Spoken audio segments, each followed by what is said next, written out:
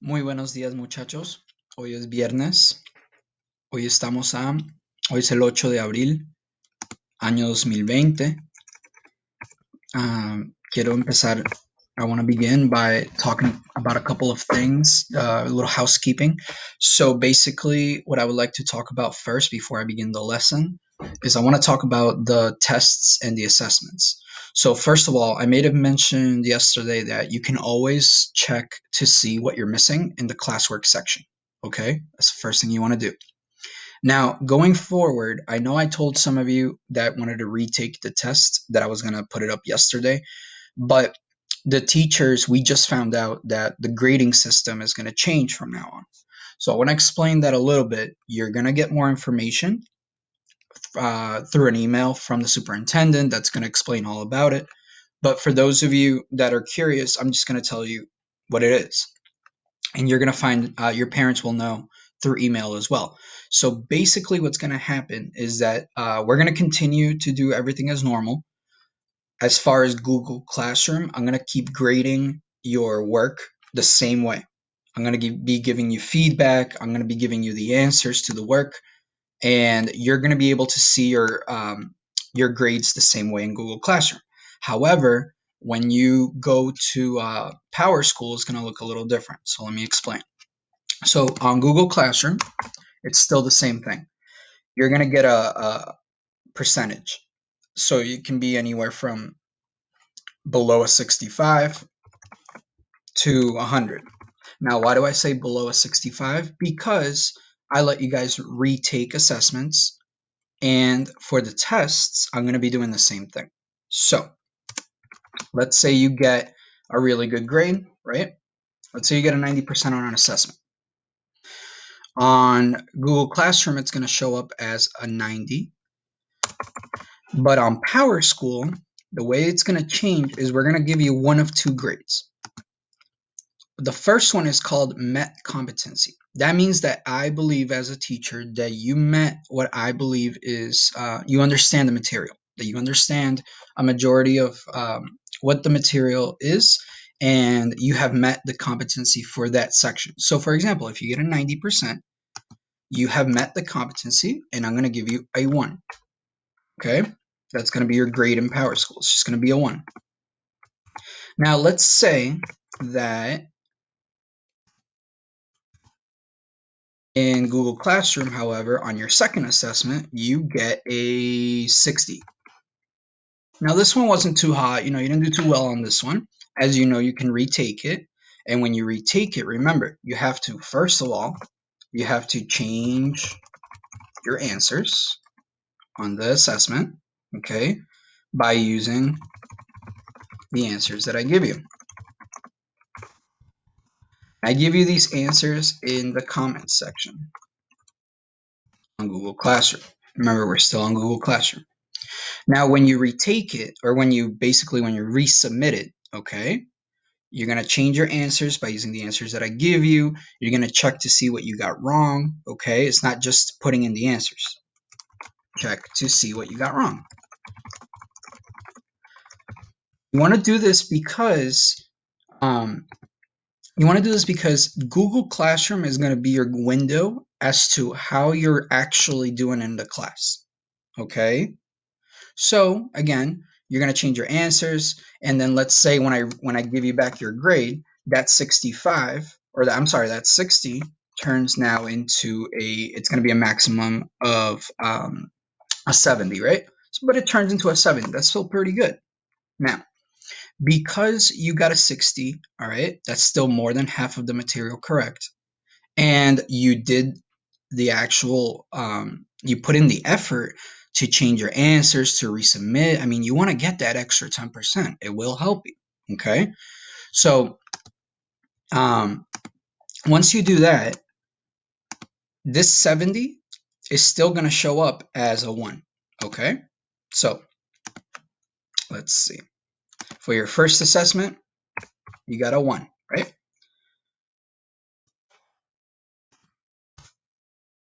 And for your second assessment, you also got a 1.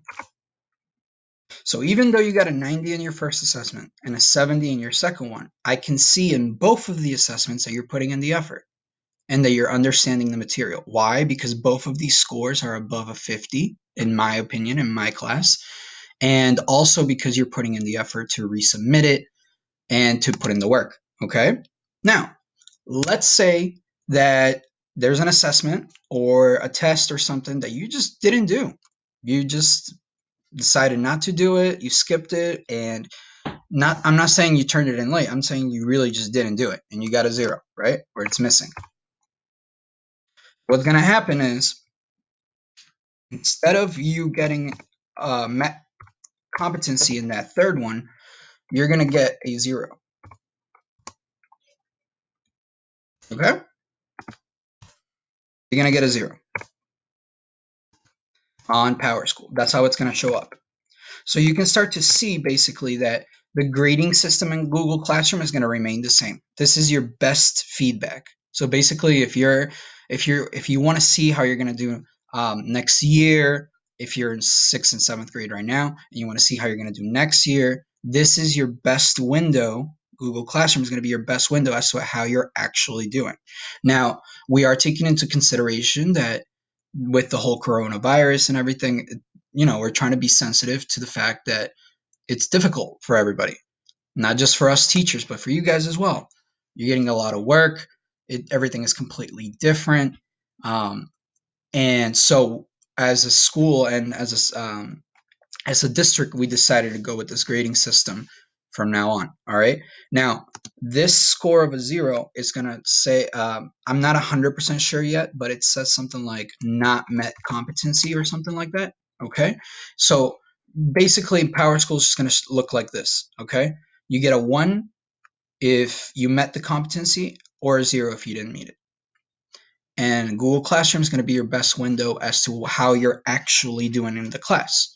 You may end up in the class with let's say you end the class with a 76% overall in Google Classroom. By the end of the semester, the trimester in Power School, it's either going to literally be you met the competency for the entire class or you didn't. Okay? That's up to my discretion. Other teachers are going to have the same grading system as far as Power School, but the way that they look at their Google Classroom might be different. So that's why I'm letting you guys know, and I'm going through this like this. So if the video is a little long today, I apologize, but I wanted to make sure that you guys knew what I meant, okay? If you have any questions about this, obviously send me an email. I would be glad to help, just so you guys know, okay?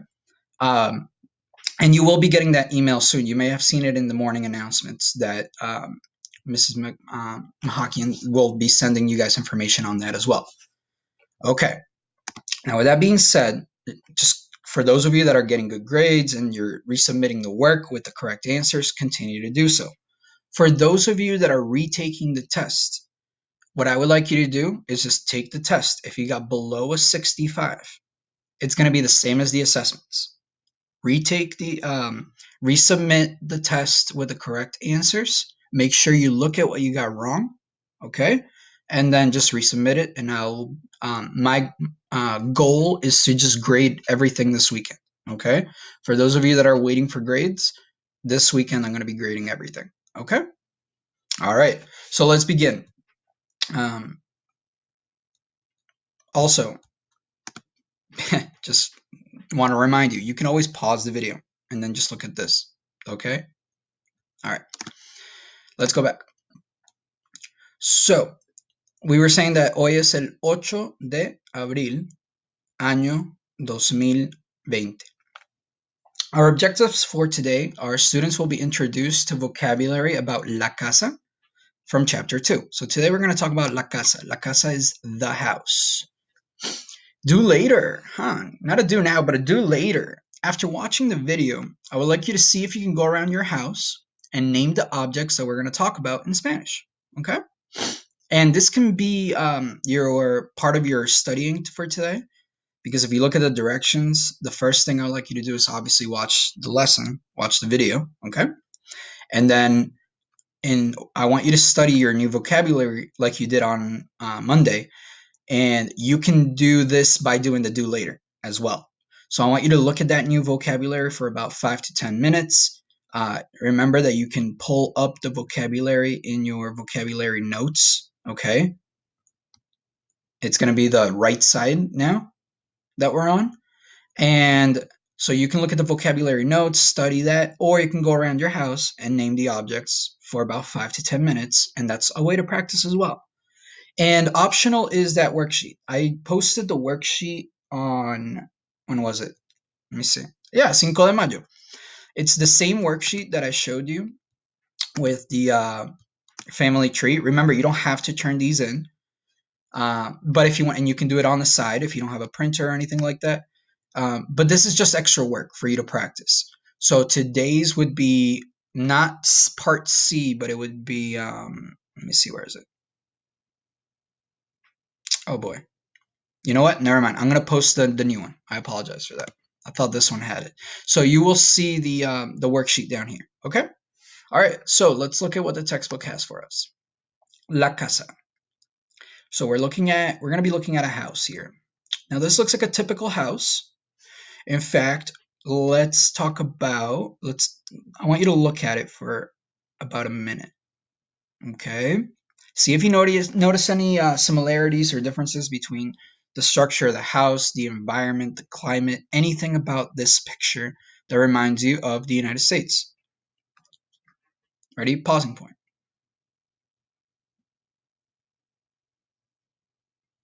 Okay. So you may have noticed that this looks just like a house in the United States. Okay. The only thing that I want to point out is that because of the climate, you can see the palm trees. Okay. We've been talking about the differences between how people live in Spanish speaking countries and here in the United States. Not all of the Spanish speaking countries, but the majority of them have warmer climates. So you will see the typical houses looking something like this. Um, you will see, you'll see palm trees. I want you to specifically notice the material that this building is made out of. It's the same material that houses in Florida are made out of. You know those colorful houses in Florida. Let me see if I can show you a quick picture of what I mean. Florida house. Let me see if show you something quickly. So something like this. You can see that the material of this house is a little different. And what that does is it makes it better for the climate. Okay, the house doesn't get too hot, and that's basically the same style as the houses in South America and in Central America because of the climate. Okay, this is, as you can see, this kind of looks like the houses near us, but you can tell that the material on the outside is different. Okay, that's just what I wanted to emphasize. Now let's talk about these words. This says un árbol. So repeat after me. Ready? Un árbol. An árbol is the Spanish word for tree. Okay? Carro. Now, this one you have to roll your R's, but just try your best, okay? Remember that I have a cousin and an aunt that can't roll their R's, and it's okay. So just try your best. This you want to say un carro. Un carro. Okay, it's a car. Now, if you took French, if I have any students that took French, you may have noticed this word is very similar. This is the Spanish word for garden, and it's jardín. Remember that the J in Spanish sounds like an H. Jardín, and it means garden. Okay? And this is the word for flower. Flor. Flor. If you are using the graphic organizers, remember that the vocabulary words, are the ones on the right. The words on the left are the indefinite articles, a tree, a car, a flower, and then this one is the garden. Okay? So when you if you're writing these down on your graphic organizers, just write the word that's on the right side. Let's read what this paragraph says. La familia Benavides tiene una casa privada en las afueras de los suburbios. The Benavides family has a private house on the outside or the suburbs. You can tell that this is a cognate because it looks like suburbs. Okay. I want to also emphasize the fact that owning a house in a Spanish speaking country is a huge deal. Huge, huge, huge deal. So when you have a house, people put this extra word next to it, private. Believe it or not, when we mention, oh, I live in a house, a lot of times people will call it a private house because owning a house in a Spanish speaking country is a huge deal. I'm letting you know. Okay. So that's a difference right there in cultures. We like to emphasize the fact that it's a big accomplishment by calling it a private house. Um, it says hay un jardín delante de su casa. There is a garden in front of the house. Los Benavides tienen un carro nuevo. The Benavides have a new car. No es viejo. It's not old. Hay una bicicleta detrás del carro. There is a bicycle behind the car. Now, these paragraphs, guys, don't worry about this being on summatives or formatives. I'm doing these just so you can hear the language, see the structure, and you can pick out some of the words. What I would like you to do with these paragraphs is try to see if as I read it, you can figure out what the sentences are saying. Okay? It's more like a listening practice for that one. Now here, we're going to talk about some apartment buildings, okay? It says, note that the word cada... Oh, no, don't worry about this. I'm not going to talk about this, but let's look at the vocabulary here. This first one, it looks like a lot of them. What I would like, the one word I want you to write in there is just this one, this last one, apartamentos. It's plural, which means apartments. Okay, this word means apartments, and because it's plural, it's talking about all of these apartments here. Okay, so apartamentos, apartment. What this whole thing says is it's a house of apartments, but nobody calls it that anymore. No one says that. Okay, I'm telling you. If you go to a Spanish-speaking country and you see a bunch of apartments, you're just gonna say apartamentos. Okay, I highly doubt that anybody's gonna go all out and say the house of apartments. Okay, now this by itself is just an apartment, so un apartamento, an apartment. Okay, and lots of people live in apartment buildings in Spanish-speaking countries. Like in the United States, the majority of the population lives in big cities, and therefore you have a lot of apartment buildings. In the suburbs, however, it's a little different. Here in the United States, I've noticed, this is my own personal view, just so you know, that here in the United States, I've noticed that in the suburbs there is some sort of apartment complexes here and there, so it's not like they don't exist. But in Spanish-speaking countries, from what I've seen, and I've been to quite a few, um, finding apartments outside of the city is not as common. Okay, so you're going to see a lot of people live in apartment buildings in the cities, and then outside of the city, most likely you live in a house, like 99% of the time. Okay. Now, if you want to say a floor, like how many floors does the apartment have? This is the word for floor, piso. Okay, piso. La familia Solís tiene un apartamento en la ciudad. The Solís family has an apartment in the city. Los Solís tienen un apartamento en un edificio alto. The Solis family has an apartment and in a building that is, who remembers what this word is? Let's see if you remember it. Pausing point. Tall. It's a tall apartment building. Cada piso, every floor of the of the building, del edificio, tiene 6 apartamentos. So every floor of the building has 6 apartments. Okay? All right. Now I kind of went fast on this one because this right here, guys, this section is the section that's going to have about 95% of the vocabulary that you need for this part of the chapter. All right. So the first part of the chapter was the family members. For this part of the chapter, I want you to focus your attention on this page the most, okay? Because this is the page that tells us about los cuartos y los muebles, the rooms of the house and the furniture. So this is what I would highly, highly recommend you study, okay? And this is what I want you to go around and point the objects to.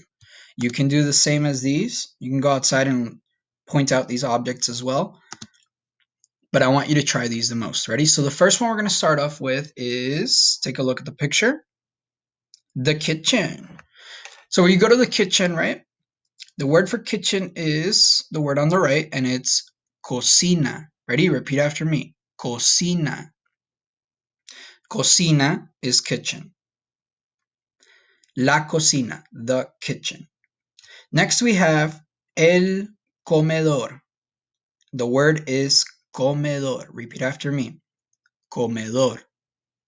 And comedor means dining room. Here in the dining room, you have two objects. You have una mesa. Mesa is table, okay? So you have a table, una mesa, and you also have a chair, una silla. Let's practice. Ready? Comedor, cocina, mesa, silla. Very good. Next, we're on to the living room. So in the living room, let's practice the word living room. Ready? This is la sala. The word for living room is sala. So la sala, sala. Okay. And in the living room, there are two objects, actually three objects that we're going to talk about. This one here, see if you can figure out, they pointed to it, but I want you to notice that it's a cognate, okay? It literally has the word lamp and then these letters after it. The way you say this word for lamp is lámpara. Notice the accent over it. You're going to put emphasis on this A. Lámpara. Okay. Here we have un sofá. The word for sofa, and look, it's literally the same way as in English, except for the accent. Sofá.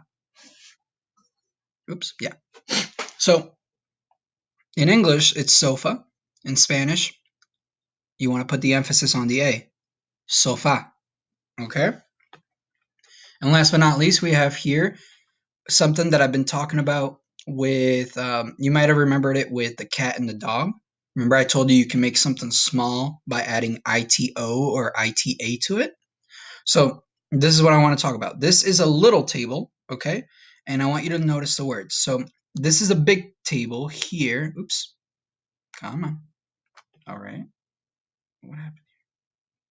Sorry, my computer's going crazy, guys. What happened? Okay. So what is going on?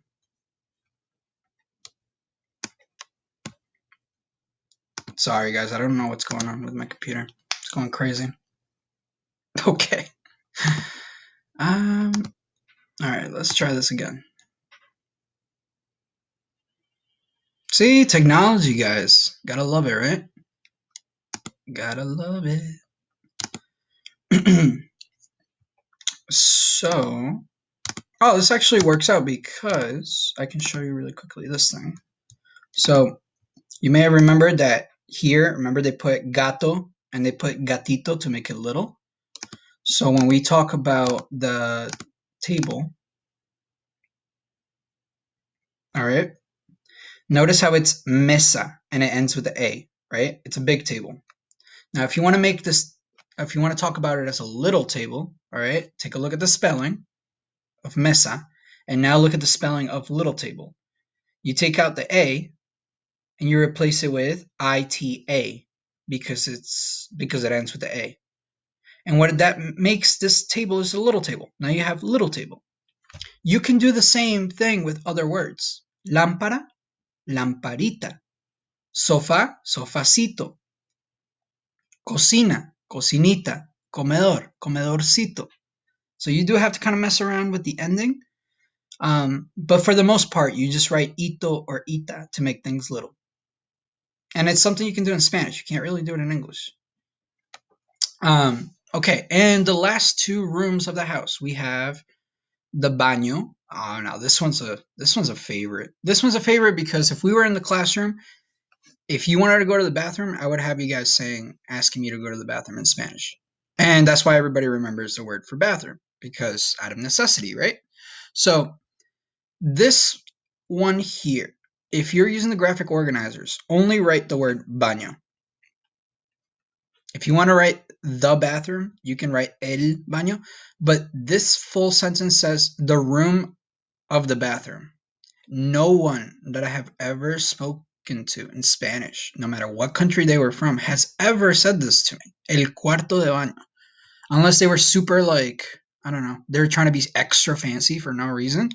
There's no reason to say the room of the bathroom. Okay. Would you go to your friend's house and do they ever say, "Oh, where's your lavatory?" No, come on, like no, bathroom, right? So baño. Let's keep it simple. The same thing with this word here. This one actually has different ways to say bedroom. So let's talk about this one. Ready? You see a bunch of stuff here. What I would like you to write for this one is the follow. You can pick the following to write for this vocabulary word. Okay? It's going to be for the bedroom. Now, for the bedroom, depending on what country you're from, and that's where this little thing here on the side is going to talk about, depending on what country, Spanish speaking country you're from, you're going to call the bedroom something different. Now, and if you want to keep things simple, if you're in a house, if you want to point to the bedroom or if you're talking about the bedroom, most likely you're just going to call it el cuarto, the room. Why is it just the room? Because every other room of the house has a specific name. La sala, la cocina, el comedor, el baño. If you say el cuarto, you're going to automatically assume that it's a bedroom. Okay, so the most basic one you can write for this one is el cuarto. Another one you can write is recámara. This word right here, but only this word, recámara. Recámara is another word for bedroom, and it's used, I believe, in Mexico. Yep, la recámara is used in Mexico, as well as some other countries of Central and South America. I have heard people call it recámara. I had some friends from Mexico, and they would always say that. In my house, we always just said el cuarto, okay? Or this one over here. So let's move on over here to this little thing, and I'm going to read it. La recámara is used in Mexico as well as in some other countries of Central and South America. Other commonly used terms in many areas are, ready? So you can, any of these will work for the bedroom. If you give me any of these on the assessments, I'll mark them correct. So you have dormitorio, and if you look closely at the word, read it from the D to the M. Dorm. Where have you heard that from? A dorm. You may have heard that from college, right? If you have siblings or if you know about the fact that they call, bedrooms or like, yeah, rooms where you sleep in college, the dorms, right? In Spanish, the word for dorms or bedroom is dormitorio. You can also say that. You can call it la recámara, el cuarto, el dormitorio. The one that we use in Colombia a lot is alcoba, alcoba. And this one down here is very, very common as well. Habitación. It almost looks like the word habitat, doesn't it? Habitat. But habitación is where where you go to sleep. And la pieza. The most common ones you will hear in the Spanish-speaking world are cuarto, alcoba, habitación. Dormitorio, you're probably going to hear it if you're in college because I believe they do the same thing. And pieza, you will hear, and recámara, that's really like Central America and Mexico. Okay? All right. And the object that we have here is la cama, the bed. La cama. Let's practice these last ones and then we're all set. Ready? Baño, cuarto, cama, mesita,